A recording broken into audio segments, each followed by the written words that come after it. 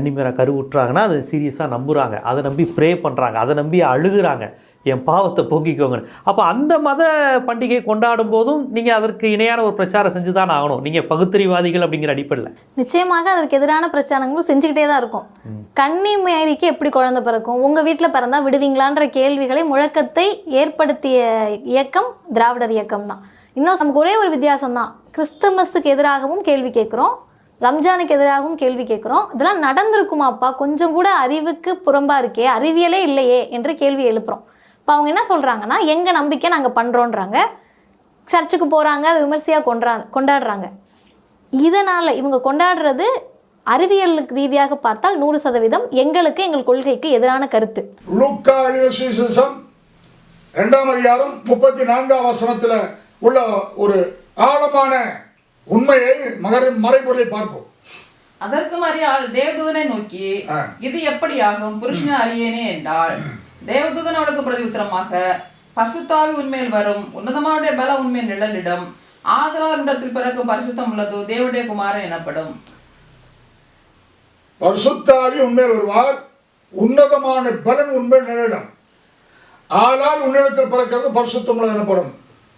பரிசுத்தம் உன்னதமான குமாரன் எனப்படுவார். அப்ப ஒரு குழந்தை உருவாக வேண்டும் என்றால் எந்த கன்னி பெண்ணுக்கும் குழந்தை உருவாகாது. இப்ப நான் சொல்றத எங்க கிறிஸ்தவ போதலே இது வரைக்கும் சொன்னா அதை சொல்லாது. இப்ப நான் சொல்றேன், நீங்க தெரிஞ்சுங்க. ஆரம்பத்தில் சொன்ன கேள்வி கேட்டேன், மனிதனுக்கு ஆத்மா நான் தெரியுமா, ஆவி நான் தெரியுமா, எலும்பு எப்படி உருவான்னு தெரியுமா கேட்டேன். உங்களுக்கு தெரியாதுன்னு நல்லா தெரியும், விஞ்ஞானப்பூர்வம் பதில் கொடுங்க, பேசிக்குவோம். இப்போ ஒரு உண்மையை சொல்றேன், மதிய நீ ஒரு பெண் தானே, அப்ப நல்லா புரிஞ்சுக்கணும். அந்த கன்னிமரியாள்ன்ற பெண் இந்த கேள்வி கேட்டாங்க, புருஷனார் எனக்கு எப்படி குழந்தை பிறக்கும். அப்ப யோசேப்புடைய பலத்தினால, யோசேப்பு இருந்த விந்து போனதுனால இயேசு பிறக்கவில்லை. மாறாக உன்னதமானவருடைய தேவன் பரிசுத்தாவியை முதல்ல அனுப்பி முதல்ல கிருபை சத்தியத்தினால தூய்மைப்படுத்தி இந்த கர்ப்பப்பை, அது 2 டியூப் இருக்கும், ஒரு பெண்ணுக்கு கர்ப்பப்பை 2 டியூப் இருக்கும். ஒரு டியூப்ல சினை முட்டைகள் மாதம் உள்ள போய் உடஞ்சி வெளியே வரும், அதுதான் மாதவிடாய்ன்னு சொல்லுவாங்க. இன்னொரு டியூப்ல விந்து உள்ள போகணும். இது 2 போய் ஜாயிண்ட் ஆகுதோ, உள்ள போய் கலக்குதோ, அப்ப அந்த சினை முட்டையில் வர ரத்தமும் அந்த விந்துவும் ஒன்னா சேரும்போது குழந்தை உருவாங்க. இதை மதியதினி மறுக்க முடியுமா? முடியாது. அதுபோல இந்த உன்னதமான பலன் என்பது சொல்வதுதான் விந்து. இது எங்கேருந்து வருது? எலும்பு, அதாவது ஆத்மா, ஆவி, ரத்தம் இவையெல்லாம் கலந்து அந்த எலும்பிலிருந்து வரக்கூடிய இந்த உன்னதமான பலன், அதாவது குழந்தை உருவாக்கக்கூடிய அந்த சக்தி, அதான் உன்னதமான பலன். இதுல என்னெல்லாம் கலக்குது? கடவுளுடைய ஆத்மா கலக்குது, ஆவி கலக்குது, அந்த மரியாளுடைய ரத்தம் கலருது, எலும்பிலிருந்து வரக்கூடிய குழந்தை உருவாக்கக்கூடிய அந்த லிக்விட், அந்த உன்னதமான பலன் சொல்ல விந்து என்ன பண்ணும், இன்னொரு டியூப்ல வேகமா உள்ள போகும், அங்கே குழந்தை உருவாகும். இப்போ உன்னதமான பலன் உண்மையில் நிழலிடுன்ற வார்த்தையை மதிவனை நன்கு புரிந்தால் உனக்கு சந்தேகம் தீர்ந்துடும். இல்லை வதண்டாவாயத்துக்கு ஏட்டி புடின்னு அப்படியே பேசிய பழகிட்டு இனி எப்படி மாற்றிக்கிறது, மாற்றினா பெரியார் கட்சி வெளியேற்றி விடுவாங்கன்னு நினச்சினா இப்படியே பேசி தெரிய வேண்டியதான். எப்படின்ற கேள்விக்கு பதில் சொல்லிட்டேன், எந்த பாஸ்டரும் கொடுக்காத பதில் சொல்றேன். இத்தனை கலக்கணும். குரங்குல ஆத்மாவும் கிடையாது, ஆவி மாதிரி தான் இருக்கு, அது பேசாது. அதனால இந்த உன்னதமான ஒரு பலன் உண்மையிடம் உண்மையத்தில் உற்பவிக்கிறது பரிசுத்தம் எனப்படும் தேவகுமாரன். சரியா? அன்றிலிருந்து இயேசு என்ற பேர் பூமியில வெளிப்பட்ட குழந்தை வளர்ந்து கல்வாரி சிலுவையில போய் பிதாவை கூப்பிட்டு தன் ஜீவனை கொடுக்கிற வரைக்கும் இந்த குமாரன் அவரை பிதா என்றும் அந்த பிதா அவரை நேசகுமாரன் என்றும் அவரை அன்பை பகிர்ந்தார்கள், தொடர்பில் இருந்தார்கள். இயேசு அந்த உன்னதமானவர் வழிநடத்தப்பட்டார். யோசேப்பால கிடையாது. யோசேப்புக்கு ஒரு காவலாளி போல வெளியே இருக்கார், அவ்வளவுதான். இப்போ மத்தேயு 2ஆம் அதிகாரத்தில் சொல்லப்பட்டதுக்கும் லூக்கா 2ஆம் அதிகாரம் சொல்லப்பட்டதுக்கும் கொஞ்சம் வித்தியாசங்கள் இருக்கு. ஆனா பிறப்புல வித்தியாசம் இல்லை. லூக்கா 2ஆம் அதிகாரம் 8-14 வரைக்கும். அப்பொழுது அந்த நாட்டிலே மேய்ப்பர்கள் வயல்வெளியில் தங்கி ராத்திரிலே தங்கள் மந்தையை காத்து கொண்டிருந்தார்கள். அவ்வேளையில் கர்த்தருடைய தூதன் அவ்விடத்தில் வந்து நின்றான். கர்த்தருடைய மகிமை அவர்களை சுற்றிலும் பிரகாசித்தது. அவர்கள் மிகவும் பயந்தார்கள். தேவதூதன் அவர்களை நோக்கி, பயப்படாதிருங்கள், இதோ எல்லா ஜனத்துக்கும் மிகுந்த சந்தோஷத்தை உண்டாக்கும் நற்செய்தியை உங்களுக்கு அறிவிக்கிறேன். இன்று கர்த்தராகிய கிறிஸ்து என்னும் இரட்சகர் உங்களுக்கு தாவீதின் ஊரிலே பிறந்திருக்கிறார். பிள்ளைய துணிகள் சுற்றி முன்னணியிலே கிடத்தியிருக்க காண்பீர்கள், இதுவே உங்களுக்கு அடையாளம் என்றார். அந்த க்ஷணமே பரமசேதன் திரள் அந்த தூதருடனே தோன்றி உன்னதத்தில் இருக்கிற தேவனுக்கு மகிமை, பூமியிலே சமாதானமும் மனுஷமே பிரியமும் உண்டாவதாக சொல்லி தேவனை துதித்தார்கள். தம்பி ஜீவா, தங்கை மதியலி கவனிச்சேங்க. குழந்தை உருவாச்சு, குழந்தை பிறக்க போகுது. எங்க? அப்போ மத்திய 2ஆம் அதிகாரம் 1-2 வசனத்துல வாசிக்கிறோம். ஏரோது ராஜாவின் நாட்களில் யூதேயாவுள்ள பெத்லகேமிலே இயேசு பிறந்த பொழுது கிழக்கிலிருந்து சாஸ்திரிகள் எருசலேமுக்கு வந்து, யூதருக்கு ராஜாவை பிறந்திருக்கிறவர் எங்கே? போதும், குழந்தை பிறந்துருச்சு. ஒரு குரூப் அங்கிருந்து ஆராய்ச்சி பண்ணி தேடிட்டு வராங்க. இப்ப யோசேப்பு வந்து கலிலேயாவுல நாசரேத் ஊர்ல இருக்காரு. அந்த ஏரோது நாட்கள் குடிமதிப்பு, முதலாம் குடிமதிப்பு ரொம்ப இயேசுவின் பரப்பு விஞ்ஞானபூர்வமாகவும் வரலாற்று பூர்வமாகவும் அரசியல் ரீதியாகவும் சரித்திர பூர்வமாகவும் மெய்ப்பிக்கப்பட்ட ஒன்று. ஏரோது ராஜா குடிமதிப்பு, முதலாம் குடிமதிப்பு எழுதுறாங்க, மக்கள் தொகை கணக்கெடுப்பு. யோசேப்பு நாசரேத் ஊர்ல இருக்கார், கலிலேயாவுல நாசரேத். அவங்கவுங்க தங்க ஊருக்கு போங்கடான்னு சொன்ன உடனே சொந்த ஊரா எருசலேமுக்கு யோசேப்பு போறாரு. உள்ளே தேவகுமாரனை சுமந்து கொண்டு இருக்க மரியாதை யோசிச்சு போறாங்க. வரும்போது சத்திரத்தில் இடம் இல்லைன்னு இந்த கிறிஸ்துமஸ்ல ஓட்ட ஆடி எல்லாம் கறி குண்டியில் கும்பிட்டு இருப்பாங்க. இதான் அதான் இங்க முக்கியமா தெரியும், அதான் செய்வாங்க. குழந்தை பிறக்குது. பிறந்த உடனே வயலுடைய மேய்ப்பர்களுக்கு லூக்கா 2:8-14 சொன்னபடி அந்த குழந்தையை கண்காணிச்சுட்டே இருக்க பிதாவாகிய தேவன் உன்னதமானவர். ஏன்னா அவரு குழந்தை, இது யோசேப்பு குழந்தை கிடையாது. ஒரு சரீரத்தை ஆயத்தப்படுத்த ரத்தம் தேவை, ஒரு கற்பப்பை தேவை. அதுக்காக தேர்ந்தெடுக்கப்பட்டதான் மரியாதை. மற்ற எல்லா நேரங்களும் பல தேவன் அதை கண்காணிச்சு இருக்கிறார். ஏன்னா அவருடைய குமாரன் உள்ள இருக்கார்.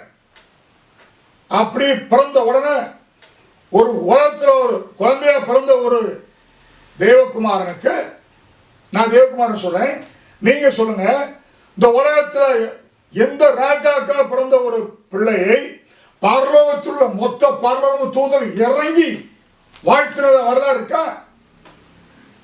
கிடையாது. ஆனால் தேவகுமாரன் அவர் தேவலோகத்துள்ள தூதர்களுக்கு கட்டளையிட்டு அவர்கள் அவ்வளவு பேரும் வந்து அந்த குழந்தையை முழங்கால் படிட்டு தொழுது கொண்டார்கள். அந்த உன்னதமான பிதா தன்னுடைய பிள்ளையை கண்காணிச்சுட்டே இருக்கிறாரு, தொடர்புல இருக்கிறாரு, பாதுகாத்துக்கிட்டே இருக்காரு, வழிநடத்திட்டே இருக்காரு. சரி, இப்போ மத்திய 2ஆம் அதிகாரம் 8-14 வாசிப்போம். அங்க ஒரு சம்பவம் நடக்குது. நீங்கள் போய் பிள்ளையை குறித்து திட்டமாய் விசாரி. ராஜா அந்த 2ஆம் அதிகாரத்தில் உள்ள சம்பவத்தில் ராஜா கிட்ட போய் சாஸ்திரி சொல்லிட்டாங்க. ராஜா அனுப்பி விடுறான் 3 சாஸ்திரிகளை, நீ போய் பார்த்துட்டு வந்து சொல்ல, நான் வந்து கும்பிட மாட்டேன், வெட்டி கொள்ள போறான். நான் சுருக்கமா சொல்றேன். அந்த 3 சாஸ்திரி வராங்க. நீங்கள் அதை கண்ட பின்பு, நீங்கள் குழந்தை கண்ட பின்பு நானும் வந்து அதை பணிந்து கொள்ளும்படி எனக்கு அறிவியுங்கள் என்று சொல்லி அவளை பெத்லகேமுக்கு அனுப்பினான். ராஜா சொன்னதை அவள் கேட்டு போகையில், இதோ அவர்கள் கிழக்கிலே கண்ட நட்சத்திரம் பிள்ளை இருந்த ஸ்தலத்துக்கு மேல் வந்து நிற்கும் வரைக்கும் அவளுக்கு முன் சென்றது. அவர்கள் அந்த நட்சத்திரத்தை கண்ட போது மிகுந்த ஆனந்த சந்தோஷம் அடைந்தார்கள். அவர்கள் அந்த வீட்டுக்குள் பிரவேசித்து பிள்ளையும் அதன் தாயாகிய மரியளையும் கண்டு சாஷ்டாங்கமாய் விழுந்து அதை பணிந்து கொண்டு, லூக்கா 2ஆம் அதிகாரத்தை மேய்ப்பர் வந்து பண்ணி கொண்டாங்க, இங்க சாஸ்திரி வந்து பண்ணி கொண்டாங்க. இனி வாசிப்பது முக்கியம். தங்கள் பொக்கிஷங்களை திறந்து சரி. பொன்னையும் தூப வர்க்கத்தையும் வெள்ளை போலத்தையும் அதற்கு காணிக்கையாக வைத்தார்கள். பின்பு அவள் ஏரோதிடத்திற்கு திரும்பி போக பின்பு அவர்கள் ஏரோதுக்கு மறுபடியும் அனுப்பப்பட்ட ஏரோது அனுப்பினான், அவன்கிட்ட திரும்ப போகிறான்னு சொல்லி சொப்பனத்தில் தேவனால் எச்சரிக்கப்பட்டு வேறு வழியாய் தங்கள் தேசத்திற்கு திரும்பி போனார்கள். மறுபடியும் ஒரு எச்சரிப்பு. அப்ப இந்த மரியாள் வயிற்றுல குழந்தை உருவாயிருந்து அது பிறந்து வளர்ந்து அந்த குழந்தை இயேசுவாக புருஷனாக மாறி கல்வாரி சிலுவை தொங்கின பிதாவை கூப்பிட்டு ஜீவனை கொடுக்க வரைக்கும் பிதாவோட தொடர்பிலே பாதுகாப்பிலே கண்காணிப்பிக்கலே வழிநடத்திலே போயிட்டு இருக்கு. இப்ப தேவதூதன் தோண்டி நீங்க திரும்பி போனா பிள்ளையை கூட்டி எதிர்த்து போன்னு வான் பண்ணி அங்க தேவனால் பாதுகாக்கப்படுது. இந்த சம்பவம் எதுவுமே யோசேப்புக்கு ஒண்ணுமே தெரியாது. அவர் ஒரு பாதுகாவலராக இருக்கார், அவ்வளவுதான். மரியாதையும் கூட இந்த பிள்ளையா இயேசு பிறப்பிற்கு ஒரு காரணம் தானே ஒழிய இந்த குழந்தை 2 பேருக்குள்ள உண்மையான குழந்தை இல்லை. குழந்தை பிறக்கணும், அதுக்கு விஞ்ஞான ரீதியாகவும் மனுஷிக ரீதியாகவும் தத்துவார்த்தமாகவும் ஆதாரபூர்வமாகவும் உண்மைத்தன்மையாகவும் குழந்தை வெளியே வரணும். அதுக்கு தான் இந்த உறவுகள், இந்த தொடர்புகள். மற்றபடி ஒரு தேவகுமாரன் பின்னாடி வளர்க்குறேன். இப்போ 2ஆம் அதிகாரத்தில் வந்து வணங்கிட்டாங்க.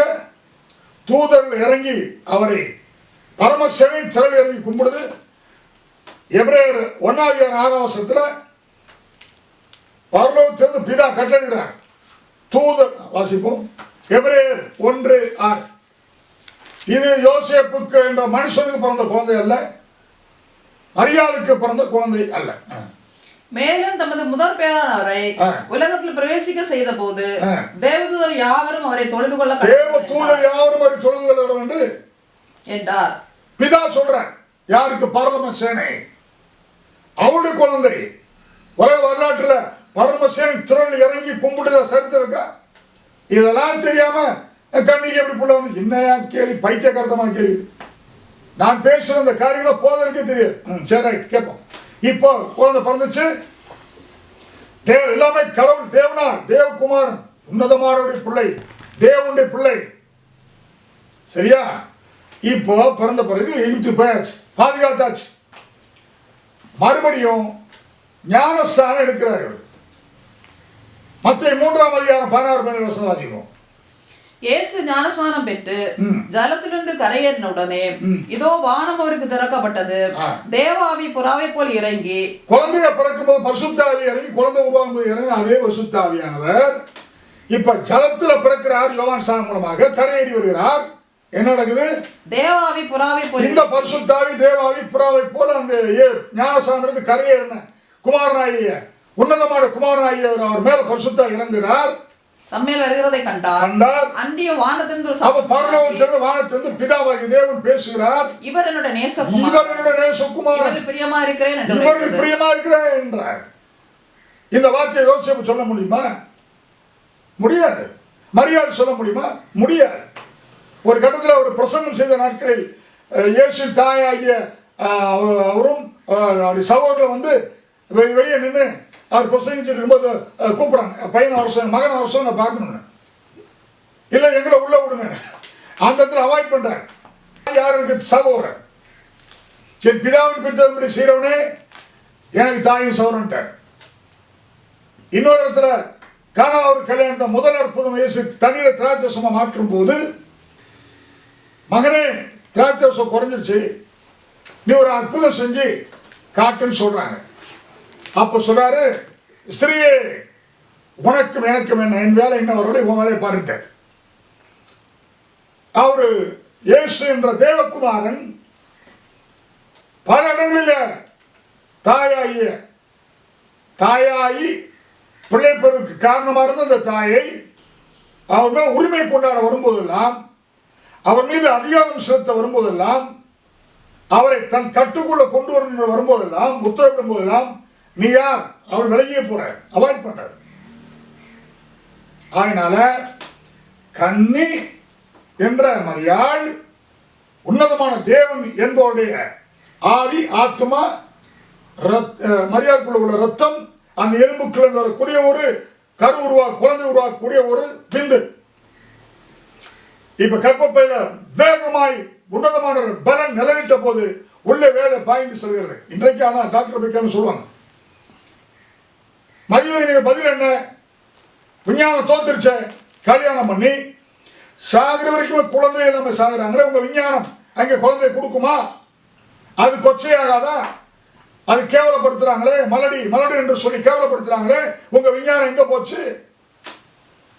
உண்டாக்க வேண்டிய விஞ்ஞானத்தில் நோ.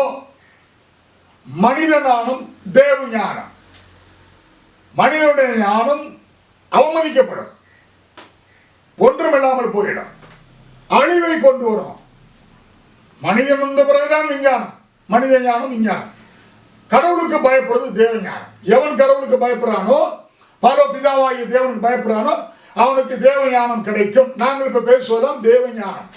அந்த தேவ ஞானத்தில் நான் பேசும்போது விஞ்ஞானத்தையும் கோட் பண்ணி அதை சரியா கொண்டு வருவேன்.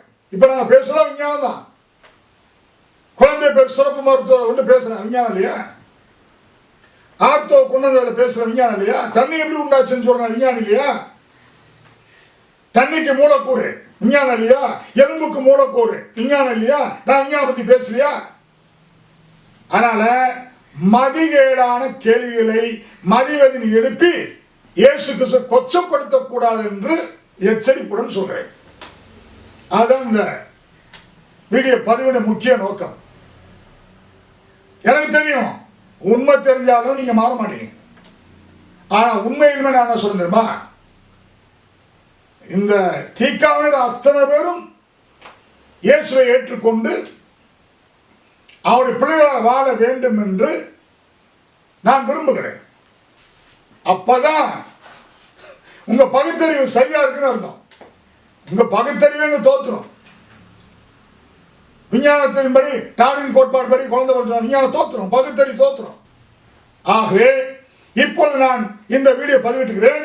ஜீவாவும் அதிவதனையும் உங்க பகுத்தறிவை வைத்துக் கொண்டு நன்கு பகுத்து ஆராய்ந்து இனிமேல் கொச்சைப்படுத்தாமல், இப்படி கேள்வி கேட்காமல், உங்களுக்கு பிடிக்கலையா உங்க கொள்கையை பின்பற்றுங்க.